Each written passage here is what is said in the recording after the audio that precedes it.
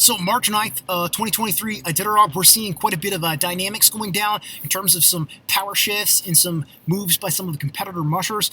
We've seen Wade Mars skyrocket in his standings because he delayed taking his 24-hour layover and forged ahead, breaking trail on that arduous trek from Ophir to Iditarod. Iditarod is the halfway point in the sled dog race this year. It's very remote. There's a couple of wall tents there, not much amenities for a checkpoint, and Wade has taken his 24-hour, declared his 24-hour there. He obviously is a little bit back once the time differentials for the other people who already, previously had stopped at other checkpoints earlier, like Takotna and Ophir and McGrath, and even Nikolai for Nick Petit, who've already taken their 24-hour. So when they come up in the standings, they're going to be a little bit ahead of Wade, but Wade is going to have a more fresh team when he takes that trail, and they're going to be breaking the trail for him and, packing it down on the trip from Iditarod to the Yukon River, Ruby, and also along the Yukon River. And, so he's going to have the chase. He's going to have a more fresh team, middle of the race to the third quarter of the race, which may or may not pay off. Obviously, I had encouraged, I felt like Jesse and Brent, it would have been a better strategic move, and I said this yesterday, for them to have mushed all the way to Iditarod. We don't know what's going on with their specific dog teams,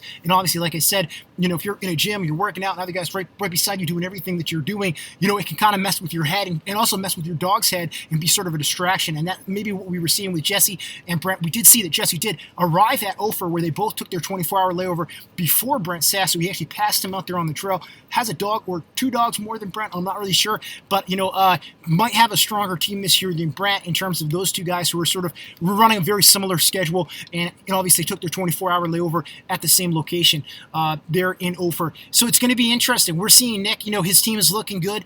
Those aren't very big distances. McGrath, Takotna, and Ophir, as he came off his 24-hour layover there in Nikolai. We're seeing Hunter Keefe, fly up the trail with Ramey Reddington's dogs as he comes off his 24-hour layover, a little bit back of Pete and Richie, and Matt Failure, another guy posting a pretty good quick time, coming off his 24-hour layover in Takotna. I think Pete's going to be a favorite by some people to get a victory this year, and I said at the beginning too, I think if it's a good fast trail, the Cusco boys, especially Pete, is going to have a good race.